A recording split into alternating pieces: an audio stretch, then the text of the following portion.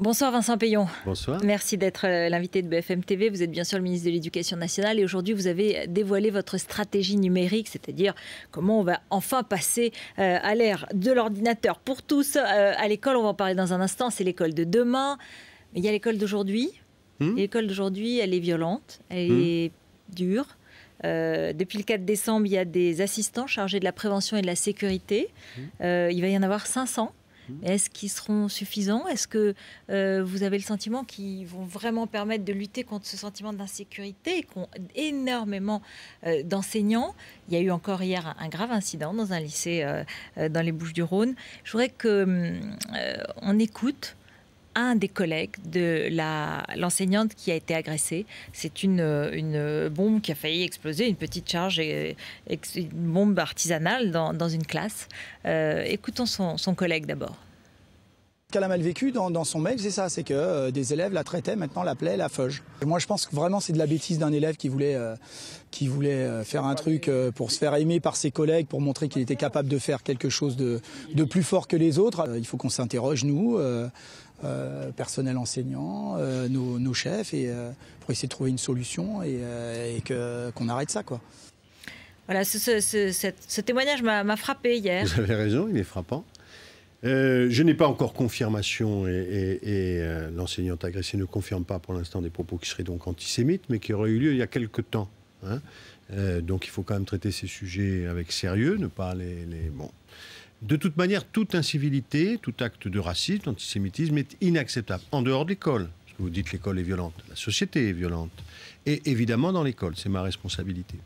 Par rapport à ça, l'évolution des dernières années, sans là faire d'attaque contre ceux qui m'ont précédé, l'évolution des dernières années n'est pas bonne, puisqu'on voit qu'il y a une augmentation de l'incivilité, un retour des communautarismes, une incompréhension parfois donc, de l'intolérance à l'égard des enseignements de la science et de la République, d'ailleurs des valeurs de la République. Et donc nous devons nous réarmer par des moyens qui sont des moyens évidemment du type assistant de prévention, réarmer en brisant la loi du silence, car la plupart des violences sont en fait des violences tues et des petites insécurités, des petites incivilités, réarmer parce que tous les adultes doivent faire corps ensemble.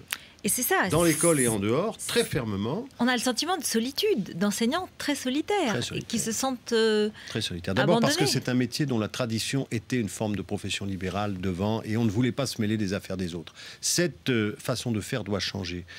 Il faut le travail en équipe. Il faut une administration qui soutient ses professeurs. J'ai demandé à tous les recteurs, à tous les directeurs académiques que j'ai réunis encore ces 10 derniers jours, d'être au tribunal chaque fois aux côtés des professeurs. Je défère par article 40 auprès des procureurs dès qu'il y a une difficulté. Je souhaite aussi que les parents, l'ensemble dans le fond des adultes, se responsabilisent, et soit, car il y a parfois beaucoup d'agressions qui viennent aussi des parents, et se responsabilisent. Nous avons besoin d'autorité, nos enfants ont besoin d'autorité, nous devons respecter les professeurs. Vous savez, il y a un sondage, d'ailleurs c'est chez vous qu'on l'a rendu public lundi matin, qui dit aussi le contraire d'un certain nombre de discours qu'on tient, en ce sens que 80% des Français disent nous respectons les professeurs. Et 76% disent je serais même content que ma fille ou mon fils devienne professeur. Eh bien, il faut le faire plus savoir, il faut aider les professeurs à faire, surtout dans certains endroits très difficiles, la tâche qui est la leur. C'est bien notre idée. Ça ne suppose pas une mesure, ça en suppose beaucoup, on peut y revenir. Ça ne suppose pas une année, ça suppose beaucoup de temps parce qu'il y a une lourde pente à remonter. Le numérique, c'est l'école de demain. Donc, une stratégie numérique, vous dites, pas un 15e, il y a déjà eu 15 plans, pas un énième plan, qui va s'adresser à la fois aux professeurs, aux élèves, aux parents. C'est du soutien scolaire, c'est les orientations pour ceux qui décrochent, c'est l'apprentissage de l'anglais, c'est le contact enseignant-parent. Enfin, bon, on a l'impression d'un monde idéal quand même, comme si grâce à l'achat d'ordinateurs et à la formation, on allait changer l'école complètement, on allait remotiver les enfants. C'est un peu trop beau, non ? Sans doute, mais il y a des pays qui l'ont fait et nous sommes en retard. Et les pays qui l'ont fait, alors ils sont de nature très différente. C'est la Finlande dont on parle beaucoup, c'est la Corée, mais c'est aussi la Turquie qui est en train de le faire. Ces pays, eux, dans les études internationales, les performances de leurs enfants sur des compétences de base, lire, écrire, compter, mais aussi après avoir confiance en soi, progresse. La France, on a encore eu une étude mardi, c'est une catastrophe. Et les filles rejoignent maintenant les garçons à la baisse, nos filles étaient meilleures, et la confiance des enfants français est la plus faible maintenant. Donc on a de mauvais résultats, ces mauvais résultats sont de pire en pire, on emmène les filles dans la spirale et on perd confiance. Ces pays qui ont fait ça, cet investissement dans le numérique que je vais détailler, parce que c'est pas, on tombe pas dans l'illusion techniciste, c'est pas mettre les enfants devant des écrans, c'est beaucoup plus profond que ça sur les méthodes pédagogiques, les évaluations, la formation des professeurs, mais ils ont des performances qui s'améliorent. On a pris du retard. Donc nous voulons refonder, vous le savez, l'école de la République, mais c'est une République du 21e siècle. On va pas refaire l'école ouais, on y va direct, on voilà. essaie d'y aller directement. Donc il faut aller quand même vers demain. D'abord nos enfants, comme vous d'ailleurs, hein, je viens de le voir ici en arrivant, puisqu'il y avait de vos collaboratrices qui tweetaient, nos enfants, ils vivent dans le numérique. La société d'aujourd'hui, leur boulot de demain, c'est du numérique. Et l'école ne les formerait pas à ça. Non seulement à se préparer professionnellement, mais l'usage critique des médias, de l'Internet, où il y a aussi quand même des choses qu'il faut savoir discriminer. Est-ce que les professeurs sont prêts? Est-ce que la formation va être suffisante? Est-ce qu'on ne va pas balancer cela comme ça et peut-être pas faire le suivi? C'est souvent ce qui se passe. Hein. On fait l'inverse. C'est pour ça que je n'ai pas parlé de plan. Il y en a eu 15. Et quand on fait l'analyse, pourquoi ça n'a pas marché, c'est qu'on a toujours oublié, et nous avons fait 6 mois de concertation avec l'ensemble des acteurs, hein, donc les acteurs de terrain, mais aussi les éditeurs scolaires, mais les industriels. Il y a 2 choses qui manquent en France. Une filière de production de logiciels pédagogiques qui soit bon. Et là, il faut aider. Louis Gallois va nous aider avec le commissariat général aux investissements. C'est-à-dire quoi? Les programmes qui vont être sur l'ordinateur? C'est-à-dire qu'on aura, sur Internet, je veux dire. Oui, il faut quand même... On n'est pas là pour faire des jeux. On n'est pas là pour regarder comme on le fait chez soi de façon purement ludique. On est là pour apprendre. J'ai mis en place, par exemple, là, des modules avec le CNDP, qui sont des modules pour apprendre la langue en CP et même aider les parents à aider leurs enfants à apprendre la langue. On voit le retard français. Pareil pour l'anglais. Nous avons un retard considérable. Nous avons 400 modules maintenant sur Internet. Vous pouvez le faire avec les enfants peuvent le faire, mais c'est pédagogique, c'est fait par des professeurs, par des inspecteurs, des gens qui connaissent les progressions. Et ce sera estampillé éducation nationale. C'est estampillé éducation nationale. Nous mobilisons toutes les forces, y compris d'innovation, qui étaient présentes dans l'éducation nationale, ce qu'on appelle les professeurs innovants, mais qui bricolaient dans leur coin. Nos grands opérateurs, le CNDP, l'enseignement à distance, le CNED, l'ONICEP pour les décrocheurs. Et donc, ça fait 6 mois que nous préparons, y compris avec des acteurs privés qui sont importants dans cette affaire, cela. Mais la grande affaire, pourquoi ces plans ont échoué? Parce que chaque fois, d'ailleurs, le président de la République en Corrèze l'avait fait, les collectivités locales viennent, elles équipent, et derrière, on ne forme pas les professeurs aux usages pédagogiques du numérique. On a vu des tableaux dont personne ne se servait jamais. Donc nous entreprenons une formation aux usages pédagogiques du numérique de nos professeurs, qui est un travail qui va prendre du temps, autant pour la formation initiale. Les écoles supérieures ouvriront au mois de septembre et il y aura un module obligatoire sur ces questions. Et puis la formation continue, et y compris dans l'affaire du temps scolaire, et contrairement, personne ne le dit, mais j'ai eu une discussion avec les syndicats du primaire, là, où je suis prêt à faire évoluer le métier. Et il y a une discussion qui porte là-dessus, pas les salaires, d'abord le métier, dans lequel il y a de la formation continue, par Internet. Car si c'est un métier qui évolue tout le temps, on peut se former davantage, et on peut se former davantage, toutes les entreprises privées le font, par des moyens qui sont l'Internet, donc à distance, alors il faut le faire. Donc on est en train de faire ça, et je dois dire que j'étais très heureux cet après-midi de réunir tous ces acteurs. Vous les sentez partants, vous les sentez, il n'y a pas de résistance, il n'y a pas trop de centralisation, alors que voilà, le numérique, c'est par essence très individuel, très décentralisé. Non, bien sûr. Donc c'est formidablement motivé. D'ailleurs, bon, ça fait longtemps. Vous savez, quand j'ai été nommé ministre, je suis allé faire 2 choses qui ont surprise.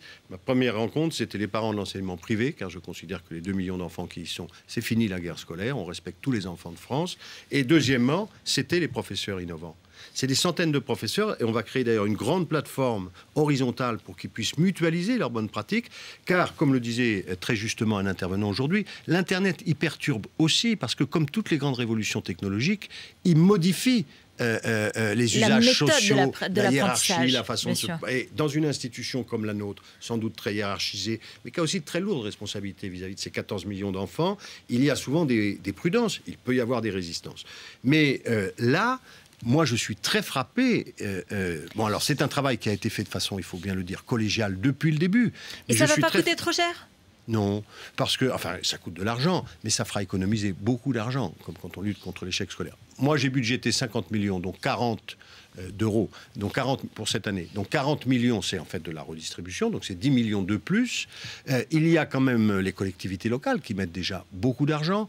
Louis Gallois semble, pour le prochain appel d'offres, mettre 10 millions d'euros. Jean-Pierre Jouyet s'est mobilisé pour qu'il y ait quand même du très haut débit. Parce que c'est très important, y compris dans les zones rurales. Et donc ça, c'est un plan qui coûtera sur plusieurs années. Le ministre des Affaires européennes est lui-même mobilisé pour qu'on aille chercher des fonds européens. Donc il y a un travail collectif, parce que si on ne le fait pas, la France va continuer d'être un pays qui regarde vers le passé, qui s'engloutit. Ça n'est pas possible. Alors c'est la réussite de nos enfants, mais c'est aussi la réussite du pays, cette affaire-là. Vous avez parlé de la formation des professeurs et du métier. Vous savez qu'il y a eu une ambiguïté. On a cru que vous alliez annoncer chez nous, sur BFM TV, lundi matin, la revalorisation des salaires des enseignants. Et puis alors là, on voit vos précisions et on comprend que vous voulez plutôt modifier le statut, mais donc la pratique. Mais c'est quoi? C'est travailler plus pour gagner plus? C'est ce que vous proposez? Comme Nicolas Sarkozy dans le passé? Mais Nicolas Sarkozy n'a pas proposé ça. D'ailleurs, il n'a pas eu d'adhésion. Moi, je veux qu'on parle vraiment du métier d'enseignant, que je connais bien. Mais est-ce que vous allez augmenter les salaires? C'est une question qui se posera après la discussion sur combien d'heures on fait, donc, en quoi consistent ces heures. Si on fait plus d'heures, on sera augmenté. Mais évidemment. Ce n'est pas la question qui est posée aujourd'hui. La question qui est posée aujourd'hui, c'est nous devons recruter 150 000 étudiants dans les 5 ans pour que nos enfants puissent avoir des professeurs. Et nous devons bien les former. C'est mon travail. Pourquoi les gens seraient-ils professeurs? Ils ont la vocation, ils veulent servir leur pays, c'est un beau métier. Mais il y a 3 résistances. La première résistance, c'est, dans le fond, elle est souvent tout à fait importante, le manque de respect, le manque de considération. Nous redonnons, et je demande à tous ceux qui nous écoutent, de donner aux professeurs, mais le sondage montrait, la considération qu'ils méritent, et que ce soit porté dans les discours publics. Donc c'est pas de l'argent, c'est autre chose. C'était la première chose. La deuxième chose, c'est de la formation. Parce que c'est pas quand on devient journaliste. Donc ce sont les écoles de formation dont vous avez parlé. Mais c'est fondamental. Et j'ai déjà revalorisé les professeurs, car on ne dit pas ce qu'on fait. Quand vous entrez dans une école de formation, à partir de septembre, vous allez être payé pour étudier. Donc je redonne une année payée aux enseignants, et on dit c'est en début de carrière qu'ils ont des problèmes. Mais c'est plusieurs centaines de millions d'euros dans la période actuelle. J'aimerais bien qu'on reconnaisse déjà. Je comprends que... Et troisièmement, le métier doit changer, parce qu'il a déjà changé. Si vous allez avec moi voir un collège en Seine-Saint-Denis, vous verrez que les enseignants, ils passent beaucoup d'heures, font des tâches différentes. On parlait de l'Internet. Très tard, dans les établissements, plus tard que ce qu'on croit. Si on est capable de montrer qu'on peut prendre en charge plus de besoins, eh bien, à coût constant pour la nation, nous pourrons ouvrir une discussion sérieuse. Dominique Baudis a dit ce soir, parce que le ministre de l'Éducation nationale, c'est le ministre des Enfants aussi. Bien sûr. Il s'inquiète, il est défenseur des droits, et il dit que dans le projet sur le mariage pour tous, il y a de nombreuses incertitudes juridiques préjudiciables aux enfants, à tous les enfants. Je ne sais pas pourquoi il dit ça, je ne veux pas commenter son propos, ça engage sa parole. Je trouve que, si vous voulez, l'histoire de notre civilisation, c'est l'histoire du progrès des droits. Des droits qui sont des droits à créance, parfois c'est la solidarité, puis des droits de liberté, la reconnaissance de toutes les personnes, de leur égale dignité et de leur capacité à construire leur destin. Les femmes ont mis du temps, même la laïcité a eu du mal à le reconnaître, il a fallu attendre 45, et puis après, pour la maîtrise de son corps. Je considère que c'est un des rôles de la gauche de faire progresser les droits. Et vous pensez que pour les enfants, et je pense il n'y aura pas de conséquences, pas de difficultés, puisque c'est ça son souci, c'est que pour les enfants. Le souci, moi, je l'ai souvent quand je rencontre tous ces enfants qui sont déjà élevés dans ces situations sans reconnaissance. Le souci, je l'ai pour ces personnes qui s'aiment, qui vivent ensemble et qui n'ont pas les mêmes facilités que ceux qui sont hétérosexuels pour précisément contractualiser, sécuriser et inscrire de la durée dans l'amour.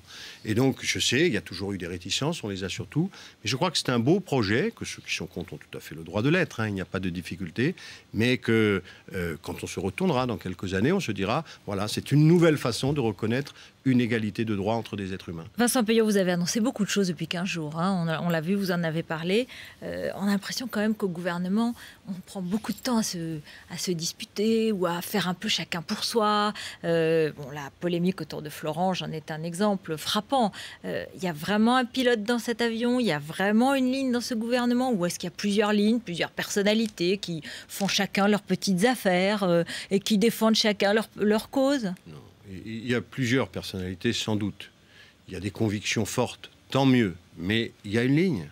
c'est celle qui est tranchée par le chef du gouvernement, c'est-à-dire le Premier ministre. Ça a toujours été comme ça. Quand vous avez des ministres de grand talent, des ministres de conviction, c'est le cas d'Arnaud Montebourg, c'est le cas de Manuel Valls, c'est le cas de Pierre Moscovici, c'est le cas de Delphine Batho, c'est le cas de Christiane Taubira. Il faut qu'il y ait des débats. Et puis à un moment, ils sont tranchés. Qu'on accorde beaucoup d'importance à ces commentaires, très bien. La caravane avance. Il y a un plan qui sauve l'emploi, il y a des mesures qui ont été prises contre la pauvreté, il y a des mesures qui sont prises pour lutter contre le chômage, le contrat de génération, c'est très important, notre jeunesse est en grande difficulté. Il y a ce que nous faisons pour l'école, cette semaine a été une grande semaine, donc il y a des personnalités, tant mieux, il y a des débats, ils sont inévitables, et puis il y a une ligne qui est tranchée que nous portons ensemble. Merci beaucoup Vincent Payon d'être venu sur le plateau de BFM TV. Restez avec nous. Dans un instant, le journal de Rachid Embarki et puis les coulisses de la semaine politique avec Anna Cabana du Point et Bruno Jeudi du JDD. À tout de suite.